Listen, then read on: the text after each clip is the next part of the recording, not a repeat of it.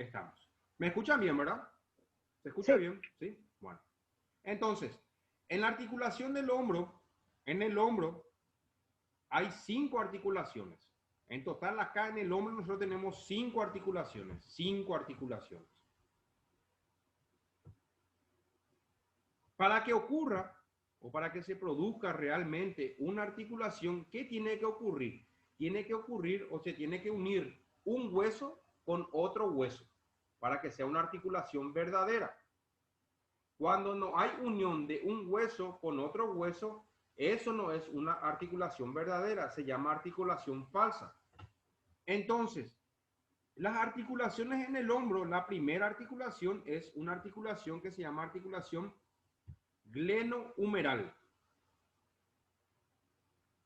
Es una articulación verdadera porque se articula la cabeza del húmero con la cavidad glenoidea de la escápula. Entonces, la articulación glenohumeral es una articulación verdadera. La segunda articulación es la articulación acromioclavicular, en donde se articula el acromión con la clavícula. También es una articulación verdadera. La tercera articulación es la articulación esterno-costoclavicular, en donde se articula el esternón, la clavícula y la primera costilla. La tercera articulación, eso es también una articulación verdadera. La cuarta articulación es la articulación escápulo-torácica, en donde se articula la escápula con el tórax. Pero ahí no se une la escápula con el tórax, solamente los unen los músculos. Entonces, por eso la articulación escápulo-torácica es una articulación falsa, porque no hay unión de un hueso con otro hueso. Y por último, tenemos una articulación que se llama articulación subdeltoidea, en donde también hay unión de músculos entre ellos y no hay unión de huesos. Entonces tampoco es una articulación verdadera, es una articulación falsa. Entonces, a modo de resumen, en el hombro hay 5 articulaciones. 3 articulaciones son verdaderas y 2 articulaciones son falsas. De estas 5 articulaciones, la más importante es la articulación glenohumeral, porque la articulación glenohumeral realiza todos los movimientos que puede realizar el cuerpo humano.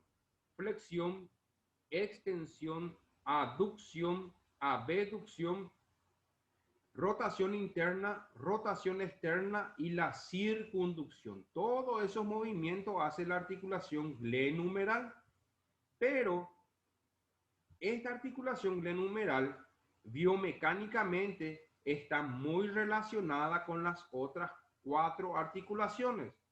Si yo llevo el brazo hacia arriba, que se llama flexión de hombro, para que yo pueda llevar el brazo hacia arriba, también tienen que moverse o actuar las otras articulaciones.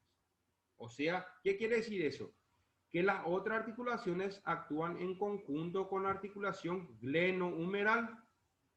Vamos a ver más adelante, por ejemplo, si yo tengo un problema en los músculos de la escápula, ¿sí?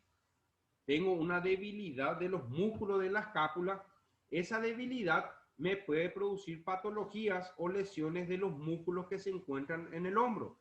Por ejemplo, las tendinopatías, la inflamación de una bolsa que se llama bolsa serosa o bolsa subacromial, ¿sí? Te puede producir lesiones en el hombro, los músculos que se encuentran en la escápula.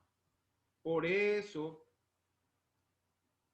cuando se hace algún tipo de evaluación para hacer un diagnóstico a los pacientes, hay que evaluar en conjunto, no solamente la glenohumeral, sino también las otras articulaciones porque actúan en conjunto. ¿Estamos ahí?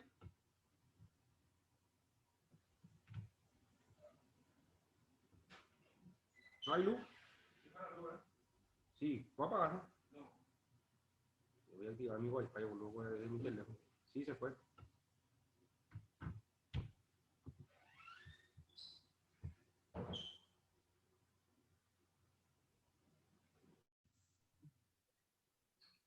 ¿Me escuchan ahora? Se fue la luz. Ahora sí, profe. Sí, se fue la luz, por eso salí. Ahora anclé con mi celular, entonces mi wifi se desactivó también. Bueno, esperen, vamos a continuar otra vez. Ahora sí.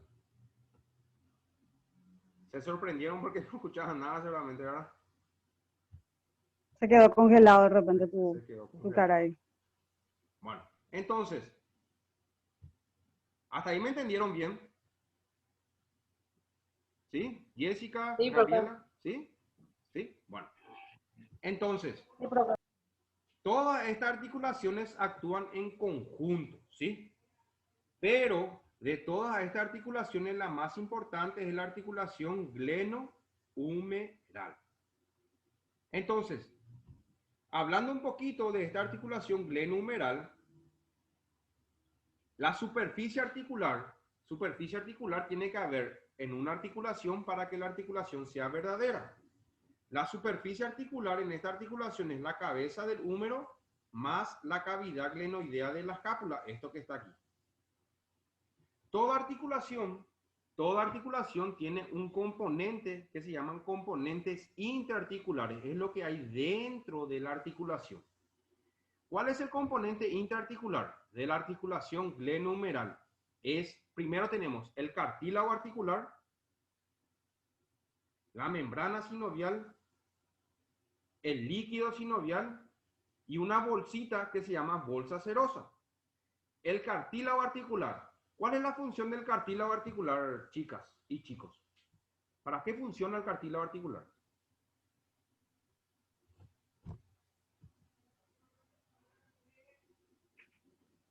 A ver. ¿Ustedes saben lo que es? El Sí. cartílago, perdón, el cartílago sería lo que recubre, como un protector. Exactamente, es lo que recubre o le recubre al hueso que se va a articular con el otro hueso. Eso evita a que el hueso roce directamente con el otro hueso. Actúa como una protección, así como dijo la compañera Ana, ¿sí? Y cuando este cartílago articular se va destruyendo, ahí es cuando se produce una patología que se llama artrosis. ¿Estamos? Bueno.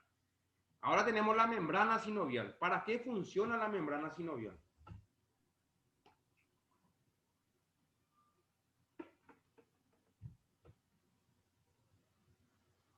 A ver. Jessica, ¿para qué funciona la membrana sinovial?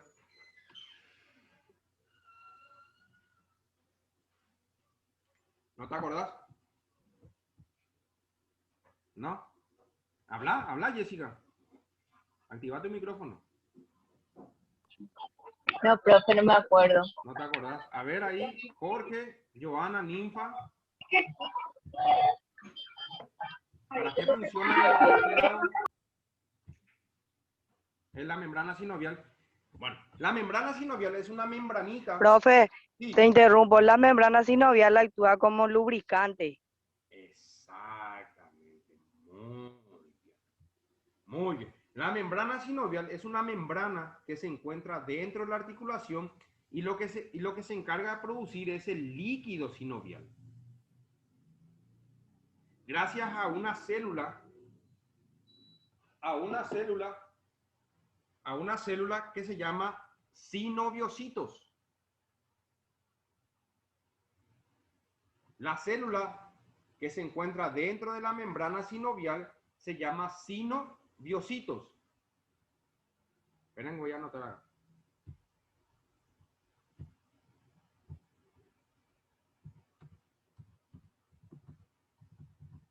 Así se llama la célula. Sinoviocitos. Y esta célula que se encuentra dentro de la membrana sinovial se encarga de metabolizarse, ¿sí? Y ese metabolismo produce líquido sinovial. Y este líquido sinovial, ¿qué es lo que hace? Se encarga de lubricar la articulación, lubrica la articulación. Es como un aceite, es como el aceite del motor del vehículo, se encarga de lubricar. ¿Estamos hasta ahí? ¿Sí? ¿Sí? Bueno. Y luego tenemos Luego tenemos la bolsa serosa o la bolsa subacromial. Es una bolsita que se encuentra aquí debajo del acromión, y esta bolsa lo que se encarga de hacer es, aquí pasa un músculo que se llama músculo supraespinoso. Este músculo supraespinoso, cuando se contrae, cuando actúa, ¿qué hace? Su tendón se mueve, hace esto. Se mueve el tendón. Entonces, para que el tendón no roce contra la cabeza del húmero, ahí se encuentra una bolsita. Entonces el tendón lo que roza es contra la bolsita. Entonces la bolsa serosa se encarga de amortiguar el roce del tendón. ¿Vamos ahí? Entonces, esos son los componentes intraarticulares en la articulación glenohumeral. Es lo que hay por dentro de la articulación. Y por fuera de la articulación se encuentran los componentes extraarticulares. El primer componente extraarticular, lo que hay por fuera, es la cápsula articular. La cápsula es una capa fibrosa de tejido conjuntivo, ¿sí?, que se encarga de envolver a la articulación, y lo que le da es una protección, le da una estabilidad. Y luego tenemos los ligamentos en la articulación glenohumeral. En la articulación glenohumeral hay dos ligamentos. Uno se llama ligamento glenohumeral, y este ligamento glenohumeral tiene tres fibras: superior, medio e inferior. El ligamento glenohumeral tiene tres fibras: superior, medio e inferior. Y luego está el otro ligamento, que es el ligamento coracohumeral, en donde el ligamento coracohumeral tiene dos fibras. Uno se llama troquiniano y el otro se llama troquiteriano. Y esos son los ligamentos en la articulación glenohumeral. Nosotros tenemos en la articulación, en todas las articulaciones tenemos dos tipos de estabilidad. Una se llama estabilidad pasiva y otra se llama estabilidad activa. ¿Por qué es importante que la articulación tenga estabilidad? Para que no se luxe, o sea, para que el hueso no salga de su lugar. Eso quiere decir luxación. En la jerga popular, nosotros le decimos que sale de su lugar. Pero nosotros ahora que están ustedes en la profesión, tienen que manejar también las terminologías. Se llama luxación. Y la luxación es la pérdida de contacto entre dos superficies articulares. Esa es la definición de la luxación. Entonces, la cápsula y los ligamentos evitan esa luxación. También en la articulación se encuentran los músculos. Y los músculos, ¿qué presentan o qué poseen? Poseen tendones. Los tendones, los famosos tendones. Y los tendones también dan una estabilidad. La cápsula y los ligamentos dan una estabilidad pasiva. ¿Qué quiere decir? Que es cuando la articulación no se mueve. Si yo coloco el hombro en esta posición aquí, ¿ven? Está así mi hombro, en esta posición. Ahí actúan los ligamentos y la cápsula. Le dan una estabilidad pasiva. ¿Por qué? Porque está estático mi hombro ahí, yo no estoy moviendo. Pero si yo levanto el hombro, hago este movimiento, ahí ya actúan los tendones de los músculos y le dan una estabilidad activa, o sea, una estabilidad durante el movimiento. ¿Estamos hasta ahí? ¿Sí? Profe, una pregunta. Sí, te escucho. Con respecto a la Sí, luxación sería que algunos te dicen, o sea, en la jerga popular salió y entró otra vez. ¿Es cierto eso que vuelve en su lugar o se queda un poco afuera? Porque para hacer la fisio al menos solamente te ponen aparatos y muchos no te tocan. En cambio los quiroprácticos sí te mueven y supuestamente te ponen otra vez en su lugar. Por eso te pregunto si la luxación es sale y entra o sale y se queda un poco afuera. Bueno, te explico, Jorge. Como dijimos, vamos a suponer que esta es la cavidad glenoidea de la escápula, esto que está aquí. Y esta es la cabeza del Sí. húmero, así. Sí. Así está articulado. Ujú. La luxación, hay una luxación que se llama luxación parcial y otra se llama luxación total. La luxación parcial es cuando sale así nomás. O sea, sale o se desarticula parcialmente. La luxación total es cuando sale y se desplaza hacia adelante o hacia atrás. Eso es una luxación total. En las luxaciones parciales, con algún movimiento que vos hagas, se puede colocar otra vez el hueso en su lugar. Pero cuando la luxación ya es total, se desplaza hacia adelante, hacia atrás o hacia abajo, ahí sí ya hay maniobras específicas que se utilizan para volver a colocar el hueso en su lugar. Las totales. Ya. Otra cosa, a ver, Jorge, hay una luxación que se llama luxación recidivante. La luxación recidivante es cuando el hueso o la articulación sale y vuelve a entrar. Sale y vuelve a entrar. Vamos a suponer que yo haga este movimiento, me quiero rascar la cabeza, hago esto. Y sale del lugar. ¡Ah! Y vos estás así. ¡Ay, ay, ay! Entonces vos movés tu hombro y vuelve a entrar otra vez. Después de unos días hace el mismo movimiento, vuelve a salir, vuelve a entrar. Eso se llama luxación recidivante. ¿Y por qué ocurre esta luxación recidivante? Que es lo que vos dijiste, que cuando se hace la fisioterapia, ¿sí? La rehabilitación, ¿sí? En una primera etapa de la rehabilitación, como el paciente va a estar con mucho dolor, va a estar inflamado, se aplican o se utilizan agentes físicos. Por ejemplo, campo magnético, ultrasonido, electroanalgesia, entre otros.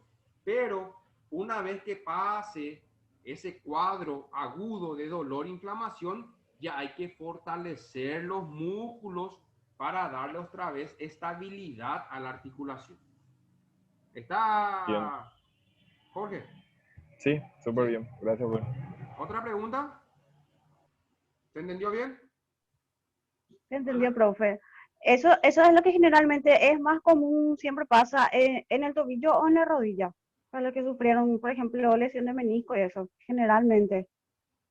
¿Qué ocurre, Ana? Eso que estabas diciendo de la luxación que no es total ni parcial. La residual, algo así, ¿no? No, Ujú. una cosa es luxación, otra cosa es esguince y otra cosa es lesión de menisco. Luxación es totalmente aparte. Se llama luxación recidivante. Y En sí, la Sí, profe, rodilla, hay gente que en la rodilla, por ejemplo, sí, que dice que mueve y siente eso que vos estás diciendo.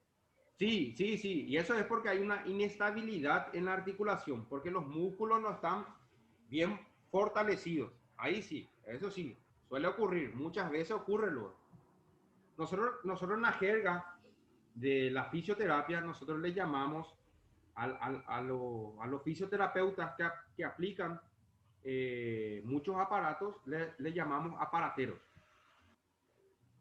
O sea, vos te vas a tu rehabilitación y solamente te pone aparato. Nunca te tocó, nunca te movió, nunca te hizo ejercicio. Solamente una hora que vos haces de la fisioterapia, porque la fisioterapia dura 60 minutos. Dependiendo de la patología, si es un paciente neurológico, 1 hora y media aproximadamente, ¿verdad?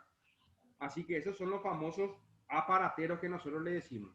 Porque el aparato cualquiera puede utilizarlo hoy en día porque gracias a la tecnología en YouTube puede entrar cómo se aplica o se utiliza el ultrasonido, o entrar, mira ahí, te va, viene tu paciente, le hace el ultrasonido y ya está. Pero no es así. Hoy en día la rehabilitación ya tiene otro enfoque. ¿Estamos? Bueno, sí. vamos a continuar. Luego tenemos los músculos o los movimientos del hombro. El hombro realiza primero la flexión de hombro, que es llevar el brazo hacia arriba. ¿Quién realiza la flexión de hombro? Yo le voy a decir ahora a ustedes, chicos, los músculos principales que realizan los movimientos.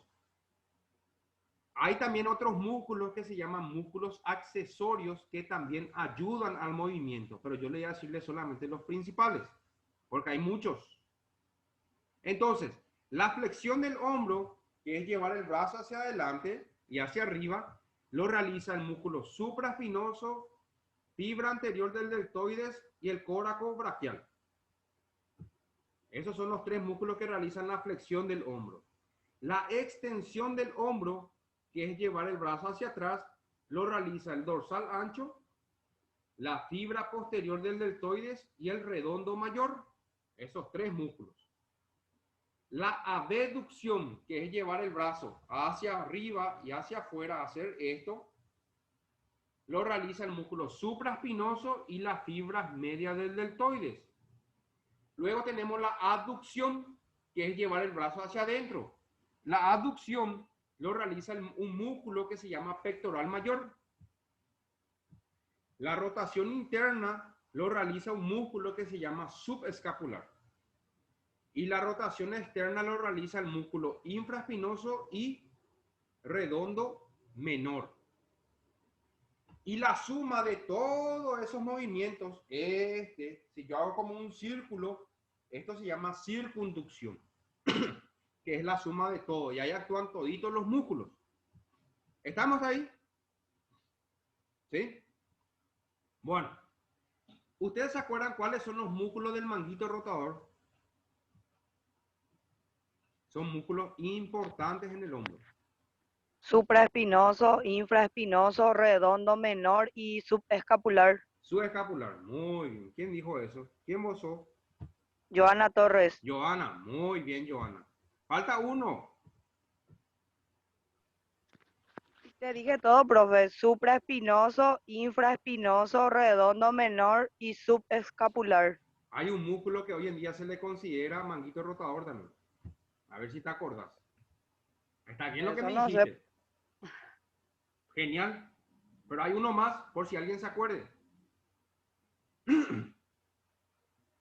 La porción larga del bíceps. Ahora también él es parte del manguito rotador. Es hace unos años ya. No sabía, profe. Y ahora ya sabes. La porción larga Sí. del bíceps también se considera un músculo del manguito rotador. La porción larga. El bíceps tiene dos porciones, corta y larga. La larga también forma parte del manguito rotador. Bueno, Ah, ya. está genial. Y ahí hablamos nosotros un repaso rápido de la anatomía glenumeral, que es la articulación más importante del hombro. Ahora vamos a hablar de la biomecánica del hombro. Nosotros en cada articulación tenemos ejes o planos en cada articulación. En el plano frontal, si esto es el plano frontal, así, frontal, hay un eje, si este es el plano frontal, el eje siempre tiene que ser transversal al plano. Si este es el plano, el eje siempre es transversal y forma un ángulo de 90 grados. ¿Ven cómo forma 90 grados? ¿Sí? Entonces, si mi plano es frontal, mi eje va a ser transversal, ¿sí? Entonces, en el plano o en el eje transversal se realizan los movimientos de flexión y extensión del hombro. En el eje antero-posterior o el plano sagital se realizan los movimientos de abducción y aducción. Y en el eje longitudinal, ¿sí? En un eje transversal, en un plano transversal, se realizan los movimientos de rotación interna y rotación externa. Entonces, esto es un eje antero-posterior. Esto es un eje longitudinal o vertical, ¿sí? Y este es un eje transversal. Entonces, en todos estos ejes o en estos planos se realizan los movimientos del hombro. Entonces, esto es la cabeza del húmero que vemos aquí. Esto se llama cabeza humeral. Acá tenemos el troquíter o trocánter mayor del húmero, troquín o trocánter menor del húmero, ¿sí? Entonces, durante o en estos círculos que vemos aquí, estos círculos, a esto se refiere que nosotros cuando hacemos el movimiento en el hombro, Si esto está en reposo, está así, la cabeza del húmero hace este movimiento. Hace este movimiento. Se desplaza sobre la cavidad glenoidea de la escápula. Entonces, ahí varía el ángulo de posicionamiento de la cabeza del húmero, ¿sí? Esta es la fase 0. Acá tenemos 50 grados, por ejemplo, si hacemos de flexión, 90 grados, por ejemplo, si hacemos de abducción del hombro, durante la abducción del hombro, ¿sí? Acá tenemos nosotros, durante la flexión y la rotación, durante la flexión y la rotación solamente hay este movimiento, esto. Solamente este movimiento hay durante la flexión y la extensión, este movimiento. O sea, el círculo no se desplaza como pasa en la abducción. En la abducción hace esto. Y durante la rotación también no hay un desplazamiento del círculo, solamente hace este movimiento acá, rota, hace esto.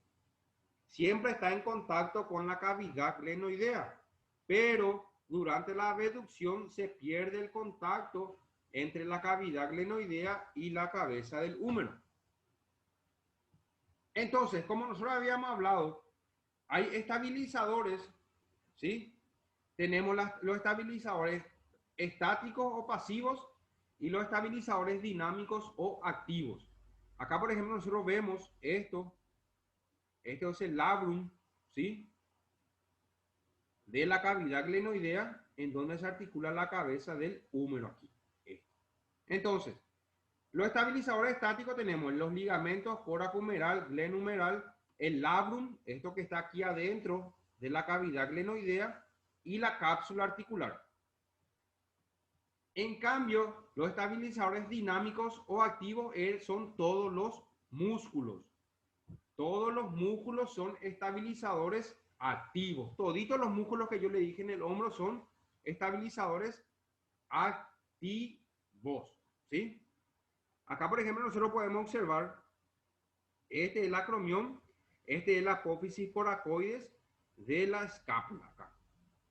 Este músculo que vemos aquí, esto que está aquí, esto vendría a ser una vista posterior, esto es la porción larga del tríceps.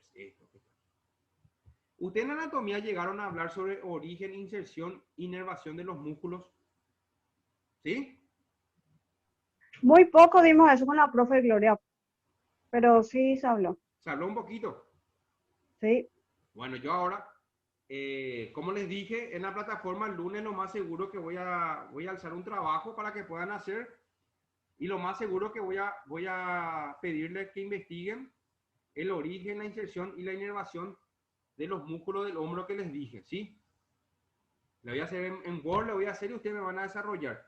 Por eso me va a gustar, me parece ideal que crean un grupo de WhatsApp y yo les voy a mandar ahí el libro para que puedan buscar la información. ¿Está? Bueno. Entonces, acá nosotros, por ejemplo, vemos esto que está aquí, es el ligamento glenohumeral. Este ligamento glenohumeral, o el as superior, medio e inferior. Esto que está aquí. Esto que está aquí también es el ligamento glenohumeral superior y medio. ¿Qué es lo que pasa? Que durante el movimiento del hombro, tanto las fibras o los haces de este ligamento se tensan o se relajan. Eso es lo que quiere explicar aquí, ¿sí? Por ejemplo, si yo hago flexión de hombro, hago este movimiento, llevo el brazo hacia arriba, ¿qué ligamento se va a tensar? Se va a tensar el ligamento inferior. Si yo, por ejemplo, hago extensión del hombro, llevo el brazo hacia atrás, se va a tensar el as superior, este que está aquí. Y si hago la rotación del hombro, hago los movimientos de rotación, se van a tensar los tres o las tres fibras. ¿Me escucharon? ¿Sí? ¿Bien? Jessica, ¿estás bien? ¿Sí? Bueno. Miren, chicos, acá me está marcando a mí que falta 2 minutitos, porque 40 minutos nomás el Zoom. ¿Qué vamos a hacer? Yo voy a salir Dentro de 5 a 8 minutos nos vamos a volver a conectar porque me tiene que grabar la clase en mi computadora. Y eso es lo que tarda aproximadamente en guardarme. Luego nos volvemos a conectar otra vez, ¿está? ¿Sí? Entonces voy a salir, nos volvemos a conectar dentro de 5 a 8 minutitos para poder dar bien esta parte, ¿sí? ¿Ok? Dale, Bueno. profe. Bueno. Bueno.